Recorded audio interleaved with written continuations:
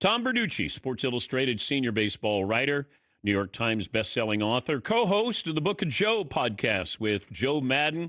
Did a great job at the World Series. Tom, if I said, what do you think is going to happen in Game 7 before Game 7 unfolded, you would have said what? I liked Toronto going into that game because they were home, but I did not expect that Yoshinobu Yamamoto was going to pitch in that game at all. I really didn't. It wasn't on my bingo card that after pitching Game 6, he'd come back the next day. That was a difference maker. What do you think was the turning point in the game? Well, the home run by Miguel Rojas, right? I mean, the Jays are 2 outs away from the first World Series in 32 years. You got your closer on the mound. It's a 3-2 count, number 9 hitter. I understand you can't walk him because Otani is on deck. He's the go-ahead run, right? So you have to throw a strike. What I didn't like was throwing a slider. When you have to throw a strike, that's a strike-to-strike pitch. I'd rather just throw a fastball, challenge him, and it was a hanger. I mean, it's a home run that you didn't see coming, kind of like that Rajay Davis home run in 16. Yeah. This happened to be 2 outs from the end of the game. So that was the turning point. And after that, I just thought the air came out of the building. It was going to be tough to beat the Dodgers at that point, given such a renewed life right there. But listen, that was as stunning of a home run as I've seen in the World Series. Miggy Rojas. You bring up a great point because you got Otani on deck.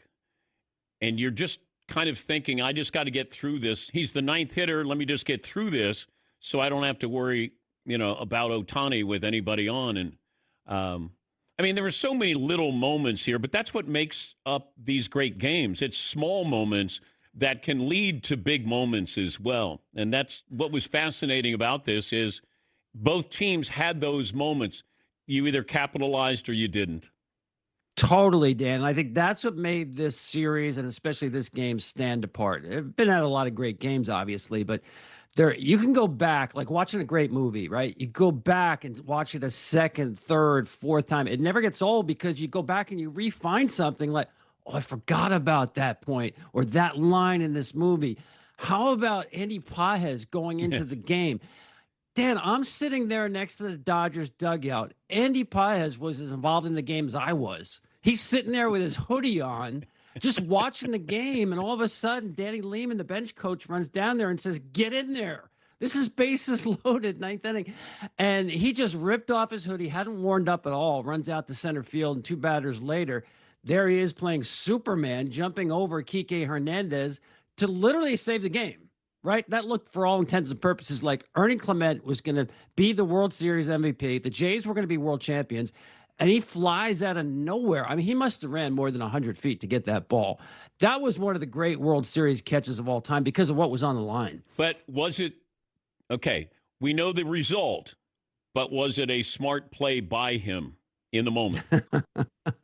They tell you as a center fielder, go get what you can get, right? So I think it was in the moment because he was fearless going after that ball. I'm not sure that Kike would have caught it over the shoulder with his face about 5 feet from the wall at that point. So I think it was a play that had to be made. There was a risk, obviously. They collide and the ball falls. I mean, what a way that would have been to lose the World Series. But I love the aggressiveness from that kid. He didn't hit it all in the postseason. He's got a play he'll remember forever. Yeah, I agree with you. Center field, you have control. You have license to go after because of the angle. And that's why I thought, okay, you may bull over your teammate, but you have a better angle than he does. And he ended up holding on to it.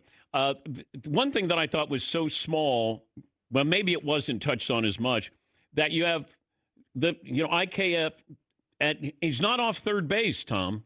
And on contact, I just didn't know why he didn't have a little bit more of a lead, knowing if it's a ground ball, you're going. And I thought that it shouldn't have been close at home. I thought that he would have been down the line a little bit. Yeah, it's a great point. And in real time, I had the same reaction.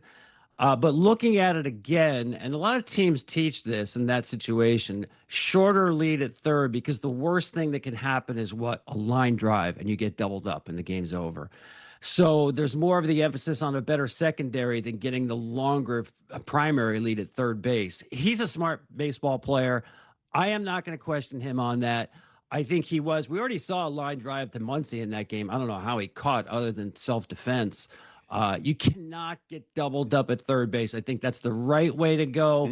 You can argue he could have been a little more aggressive, but on this case, I'll err on the side of IKF being a smart ball player, making the right call.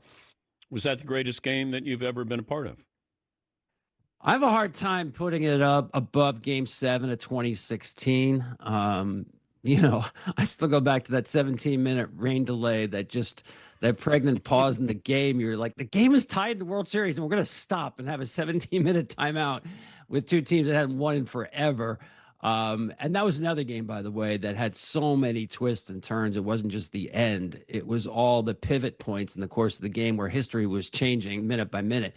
This is right up there, though, because, again, I think there was so much to absorb in this game, Dan, actually the whole series, where I don't know how many times you thought this, like the Dodgers are going to win the World Series. The Jays are going to win the World Series, right? Yeah. I mean, you couldn't have written any better as far as cliffhangers go. And Dave Roberts had one of the great late inning managerial games in the history of the sport. Everything he did worked. Totally. I thought all throughout. I mean, when you think about Will Smith, he moved Will Smith up to the 2-hole because the Jays kept walking Shohei Otani, and Mookie wasn't swinging a hot bat, and Will Smith was. So I think it was Game 5. He moved Will Smith up to number 2, where he just doesn't hit, but it was because he was the hotter bat. He's the one who hits the home run, 2 outs, bases empty in the 11th. Getting Mookie down in the order for Game 6, he said, I want him in an RBI spot. Maybe that'll help him relax, just swing for a base hit. He had that huge 2-strike, 2-run, 2-out hit. Really won the game for him in 6. So you're right. The defense there, Miggy, I mean, just the idea that, he told us before Game 5, before Game 6, he put Miguel Rojas in the game, who hadn't had a base hit for a month, literally 31 days since he had a base hit. Put him in the game because, as he told us, he's such a glue guy and means so much to this team. I couldn't see going home losing the World Series without giving him a chance to play. It had nothing to do with analytics or numbers. It's a look in the eye that says, if I'm going down, I'm going down with this guy. And not just the home run, but how about his defensive plays? I mean, the pick he made on Kike's double play in Game 6 to end the game, wow, that was a great play. And then, of course, you mentioned the play throwing out IKF at the plate. So you're right. I mean, Dave Roberts made some, I call them blink moments there in the course of a game where you have to make a quick decision.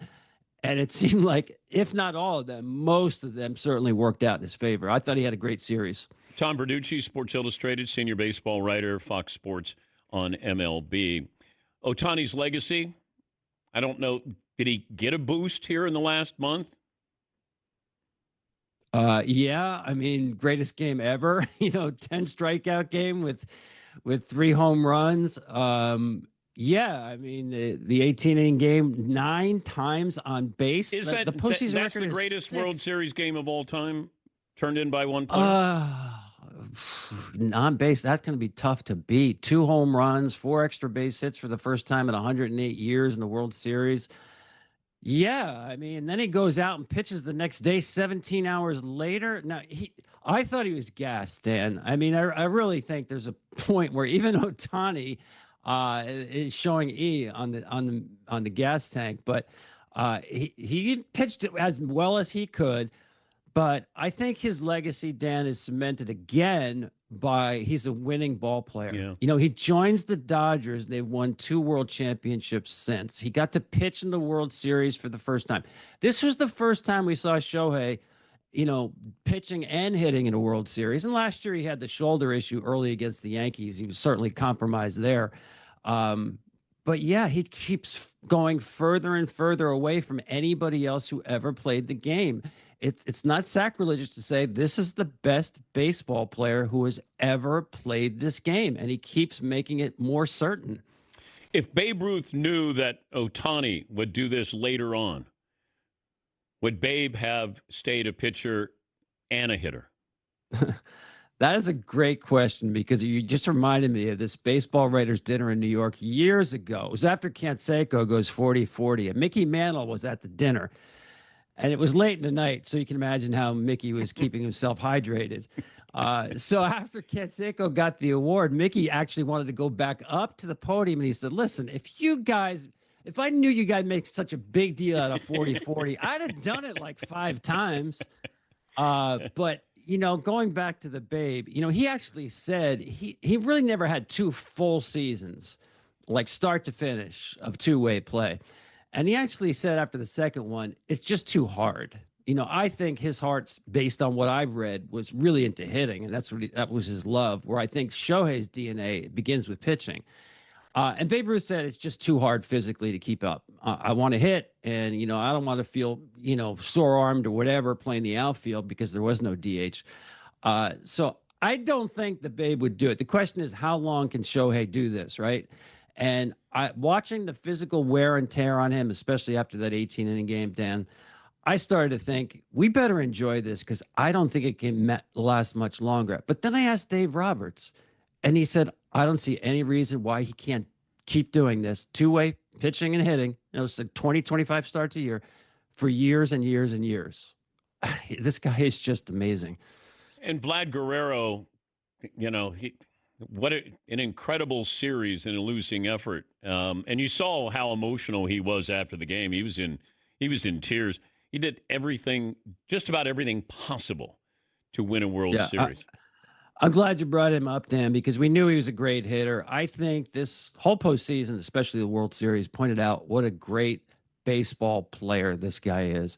I mean, I remember a game when Max Scherzer was pitching in Seattle in the ALCS, and he's got a problem tipping his pitches. And Vlad was the one in the first inning who stopped him and went to the mound and say, hey, watch your hands here. Runners are picking it up.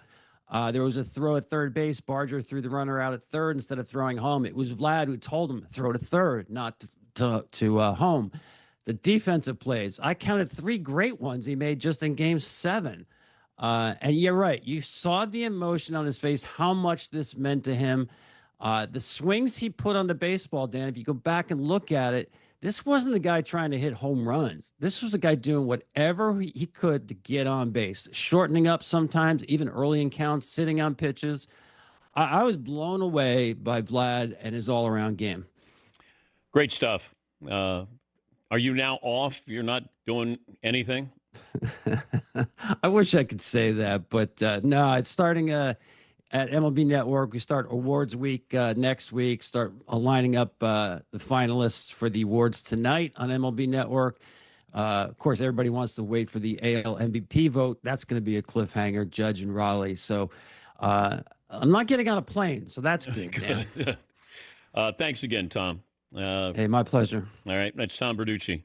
He was there with Fox Sports MLB with the World Series and co-host of the Book of Joe podcast with Joe Madden.